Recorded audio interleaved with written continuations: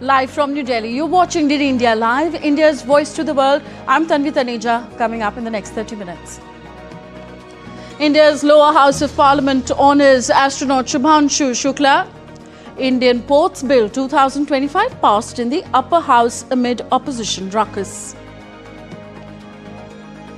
India and China eye rebooting border trade as Foreign Ministers Wang Yi and S. Jaishankar expected to hold key talks in New Delhi today. Zelensky and key European leaders head to the United States for talks on Ukraine peace deal. Trump says retaking Russian-occupied Crimea or joining NATO off the table.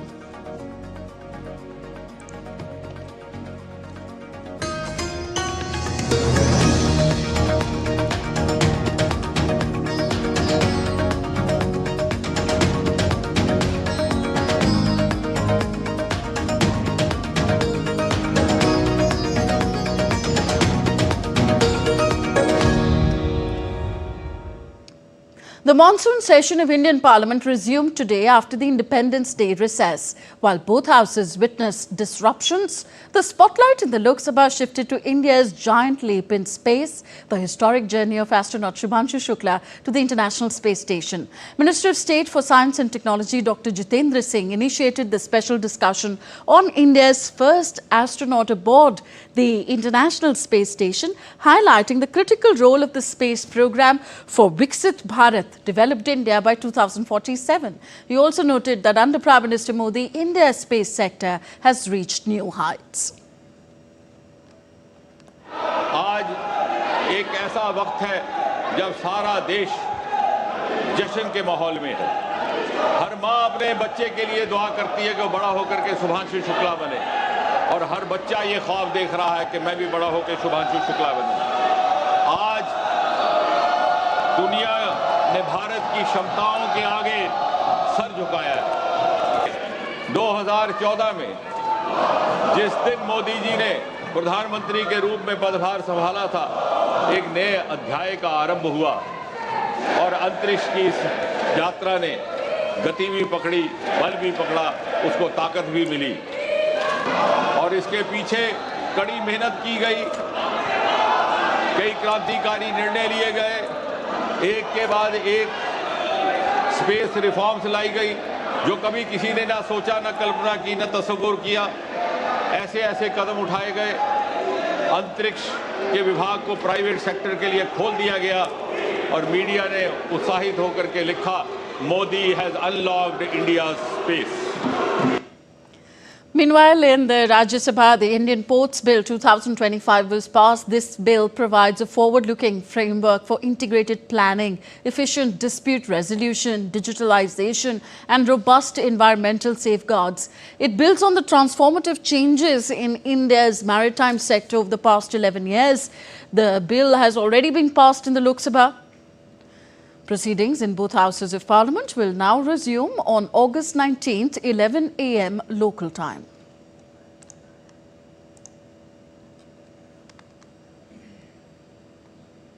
DD India's Dibendu Mondal joins us on the story now from New Delhi. Dibendu, both houses of parliament have been adjourned over the electoral rolls revision in poll-bound Bihar. So what sort of headway has been made, if any, between the opposition and the government? Well, Tanvi, this disruption has been continuing over the last couple of weeks, ever since the Parliament convened for the monsoon session this time around. Of course, the sour point between both the opposition and the government is the SIR, which is the Special Intensive Review for Bihar. This is an electoral roll revision that is carried out, that has been in fact carried out by the Election Commission.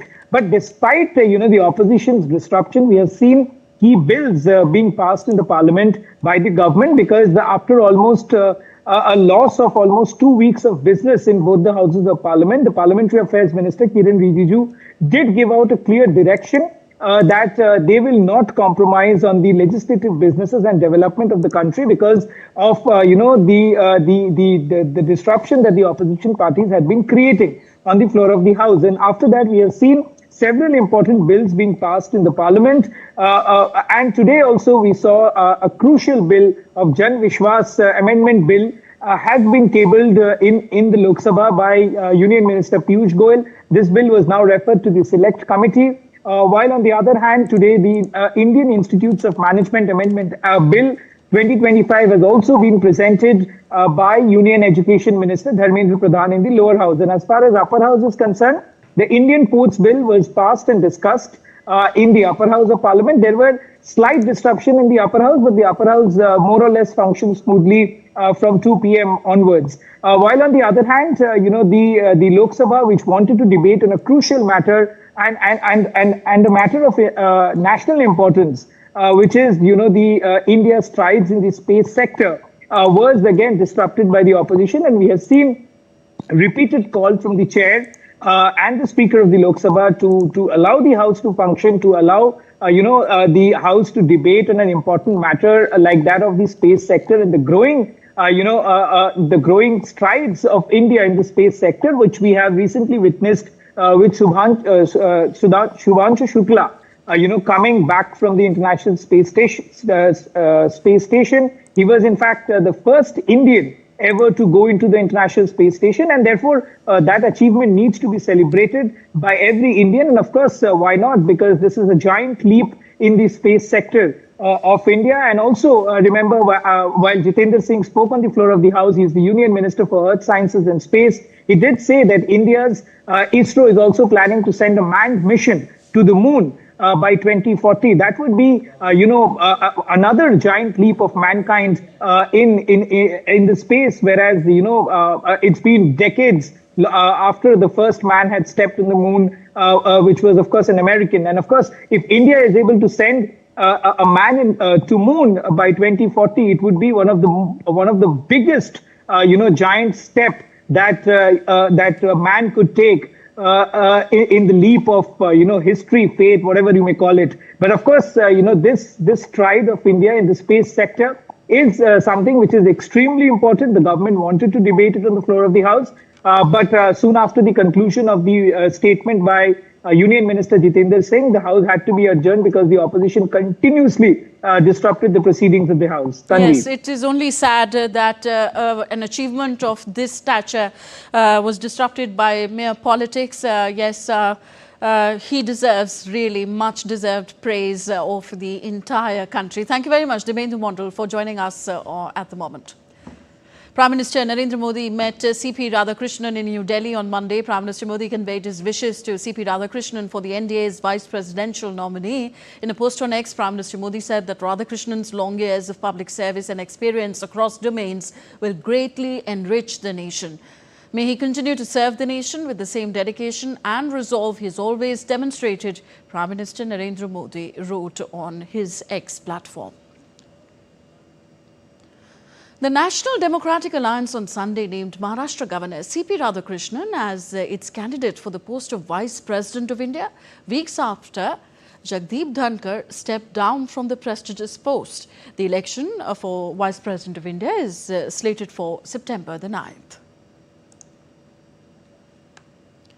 Chinese Foreign Minister Wang Yi will be on a two-day visit to India from Monday. Member of the Politburo of the Communist Party of China and the Foreign Minister of China, he is visiting India at the invitation of National Security Advisor G. Dobal. During his visit, Wang Yi will hold the 24th round of the Special Representatives talks on the India-China boundary question with India's Special Representatives NSA Ajit Dobal.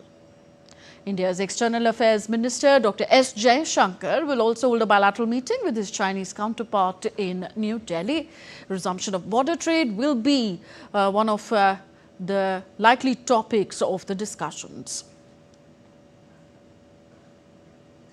On to weather news from India. The country braces for a fresh spell of heavy monsoon showers. The India Meteorological Department has issued red and orange alerts across multiple states for Monday. Extremely heavy rainfall is likely over Chhattisgarh, Odisha, Telangana, coastal Andhra Pradesh, Konkan and Goa, Madhya Pradesh, Maharashtra and coastal and south interior Karnataka. Heavy to very heavy rainfall is also forecast for Gujarat, Jammu and Kashmir, Kerala, Vidarbha, Marathwada and north interior Karnataka. The IMD also stated that the existing low pressure system is likely to intensify into depression within 24 hours and cross the coast between South Odisha and North Andhra Pradesh. In Maharashtra, heavy monsoon rains have caused floods, waterlogging and traffic disruption in several districts. The India Meteorological Department issued a red alert for Mumbai for Monday and Tuesday, warning of extremely heavy rainfall. Moderate to heavy rainfall lashed most parts of Jammu and Kashmir on Monday, prompting the Meteorological Department to issue a weather warning for heavy rain and thunderstorms across the Union Territory till Tuesday. Authorities have cautioned people about the risk of cloud bursts, flash floods, landslides, mudslides and shooting stones, especially in vulnerable areas. The warning comes in the wake of recent flash floods triggered by cloud bursts in Kathua and Kishtawar districts of Jammu province, where around 70 lives were lost and over 100 were injured, along with damage and destruction to large physical infrastructure. In line with the forecast, several districts have received heavy showers since morning, and parts of the Kashmir Valley also witnessed moderate to intense rainfall accompanied by gusty winds. As a precautionary measure, educational institutions in Jammu were closed for the day and Vaishno Devi pilgrimage was also put on hold. The Srinagar-Jammu National Highway has also been shut for traffic following heavy rains that triggered landslides, halting vehicular movement until the road is cleared. In continuation with the relief operations at Kishtawar's Chishoti village, the Indian Army successfully constructed a temporary bridge over Chishoti Nala to ensure the smooth movement of people after the cloud burst. Functionaries of Indian Army at various levels are monitoring the relief operations on the ground.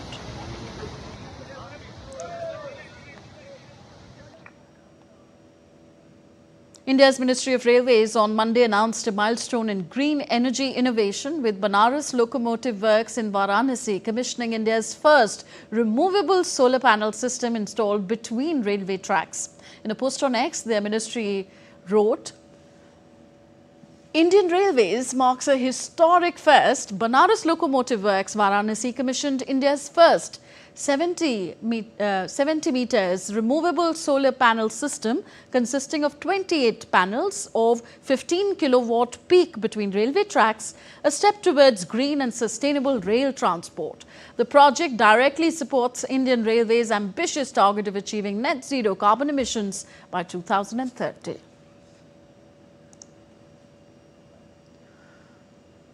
The Department of Biotechnology organized a special workshop on shaping the future of biomanufacturing with AI-powered innovation. The Bio-AI workshop harnessed the transformative potential of artificial intelligence in advancing biological research and industrial applications.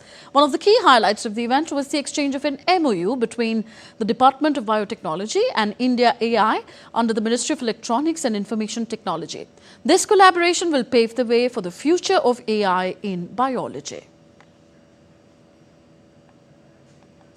You're with us on DD India Live, still to come on the show. Bolivian voters hope for change after 20 years of socialism as the presidential race heads to runoff between centrist and right-wing candidates. Cambodia rejects accusations from Thailand that it planted new landmines along their shared border.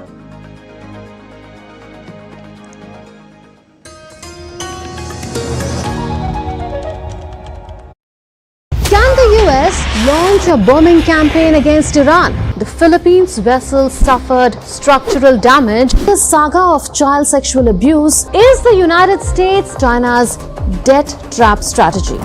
Truth is stranger than fiction. But sometimes hard to uncover.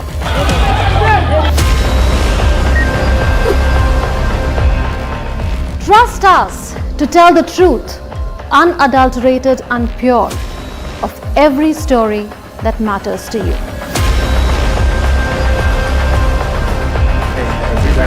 save your. You read between the lines, cut the clutter, and connect the dots to get you the full picture. Watch Connecting the Dots at these times with me, only on DD India.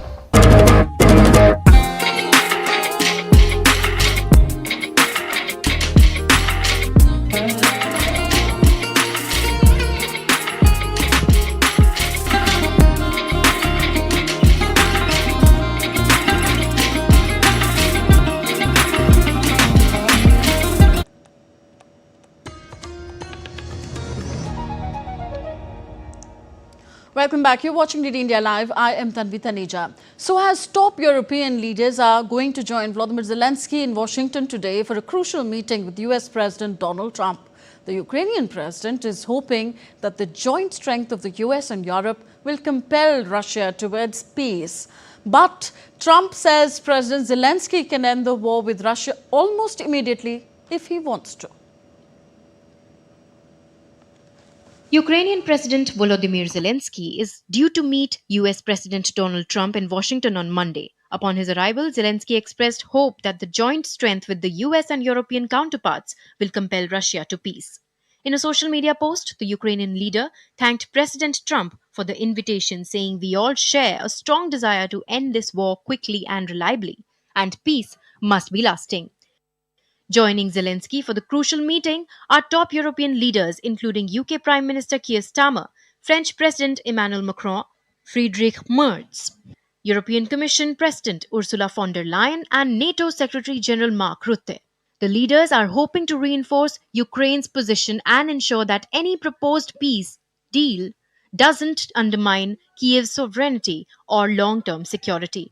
With regards to any territorial questions in Ukraine, our position is clear. International borders cannot be changed by force.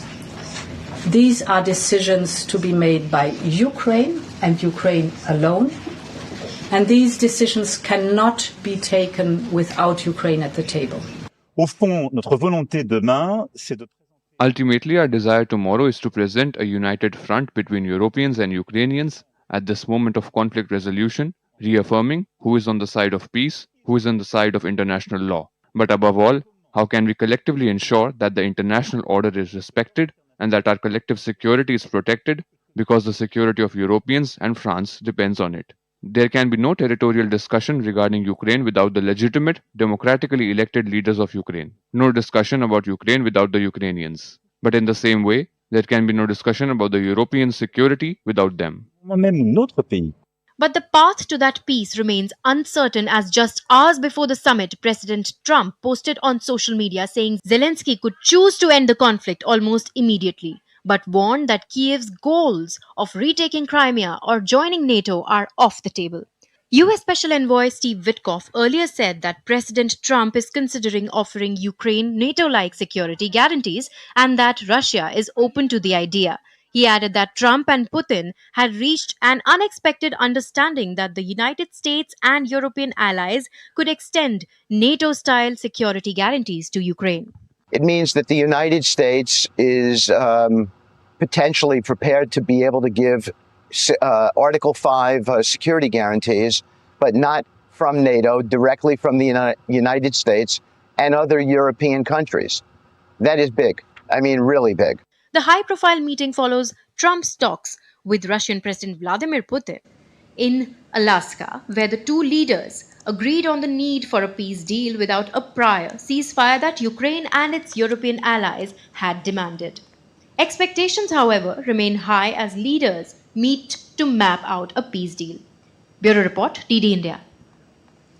On to South America now. Centrist Senator Rodrigo Paz led Bolivia's presidential election with 32.2% of the vote as per early results, setting up a historic October 19th runoff against conservative Jorge Quiroga, who secured 26.9% of the votes.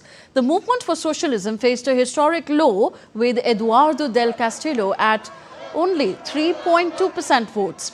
Paz's surprise lead defied polls predicting Quiroga and Samuel Doria Medina, who conceded and pledged support for Paz as frontrunners. Bolivia's economy is grappling with 23% inflation and dollar shortages. This is what has driven voter discontent. Paz proposes a 50-50 economic model for decentralization, while Quiroga pushes spending cuts. Voter turnout was steady despite Evo Morales' boycott call, with no major disruptions reported.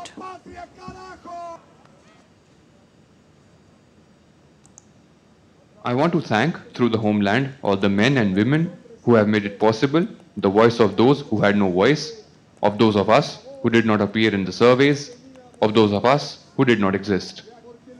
Because what we want is to build the reconciliation of the homeland, reproduction of the homeland. We want to regain productive strength. We need to stabilize, generate governance, and create a change in the economy so that the economy belongs to the people and not the state. Back to Asia. Myanmar's military junta said that the elections will begin on December 28th despite a raging civil war, international condemnation and large parts of the country beyond its control. The country has been in turmoil since the army ousted Aung San Suu Kyi's elected government in 2021, sparking nationwide resistance and ongoing violence. Pro-democracy fighters and ethnic armed groups have vowed to block the vote in areas they control. A recent census failed to account for nearly 40% of the population due to conflict, raising serious questions about the vote's legitimacy. The UN has called the process a fraud, while opposition lawmakers continue to boycott. Cambodia has rejected Thailand's accusations that it planted new landmines along their shared border, calling it baseless. The remarks come after Thai army said that 3 Thai soldiers were injured by a landmine near the Cambodian border on August the 9th, days after the Southeast Asian neighbors agreed to a ceasefire, halting July's deadly 5-day conflict. Cambodia denied Thailand's accusations, saying that it had not freshly planted landmines, and urged the Thai soldiers to avoid uncleared areas and plans to demine these regions once both countries agree on clear boundaries. Thailand has accused Cambodia of laying new mines and recently claimed that Cambodia has stockpiles of landmines in the country. Once again, as a nation which is a victim of landmines and considers mines as the nation's enemy and its people, we absolutely deny this baseless claim. In Pakistan, authorities resumed rescue and relief work on Monday after heavy rain forced them to suspend operations for several hours. According to the National Disaster Management Authority, flash floods have killed over 300 people in the northwest region. In hilly areas, the rains caused flash floods as well as mud and rock slides that washed away houses, buildings, vehicles and belongings. Meanwhile, Europe is on track for its worst wildfire season on record amid heavy and deadly heat waves. Spain is battling 20 major wildfires fueled by extreme heat, exceeding 40 degrees Celsius and strong winds, darkening skies with thick smoke in Asturias and complicating firefighting efforts. The blazes, among southern Europe's worst in 20 years, have killed 7 people and scorched hectares of land, almost the size of London. Prime Minister of Spain, Pedro Sanchez, visiting Galicia, warned of difficult days ahead as Spain enters its 3rd week of heatwave alerts.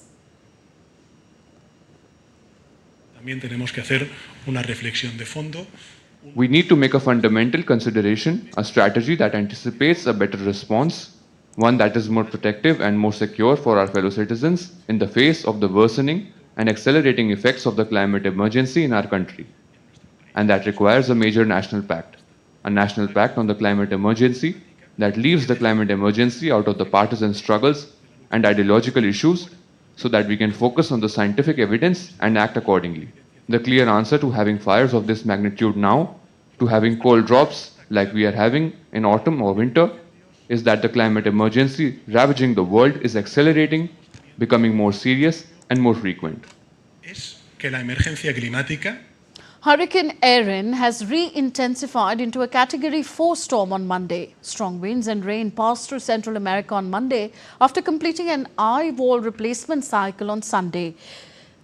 The U.S. National Hurricane Center warned of life-threatening surf and rip currents along the U.S. eastern seaboard this week. The National Hurricane Center said that additional strengthening is expected over the next 12 hours, followed by gradual weakening. On to business news now. European shares and the US dollar wobbled on Monday as investors awaited a potentially key week for the US interest rate policy. The pan-European stock 600 index was flat after logging a second straight weekly gain on Friday.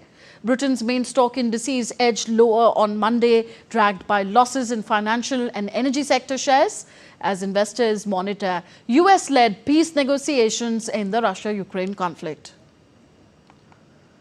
Earlier in the Asian session, a cautiously risk-on mood saw indices in Japan and Taiwan make record peaks. So Nikkei 225 index of Japan gained 0.8% to hit a new all-time high. Indian indices too traded in green after opening to a high of 1100 points. BSE Sensex ended 670 points higher. China stocks closed at their highest level since 2015 on Monday, extending a month-long rally driven by easing trade tensions. And talking of energy market, oil prices struggled as Trump backed away from threats to place more restrictions on Russian oil exports. So Brent crude rose 0.5% to $66.15 a barrel. That's all for this edition of DD India Live. Do let us know your thoughts on the news of the day. Connect with us on our different social media handles at DD India Live. And you can also download our DD India mobile app for quick news and updates on the go. We'll be back with more news as it breaks here on DD India. I'm Tanvi Taneja from all of us here in New Delhi. Thank you for watching. Namaskar.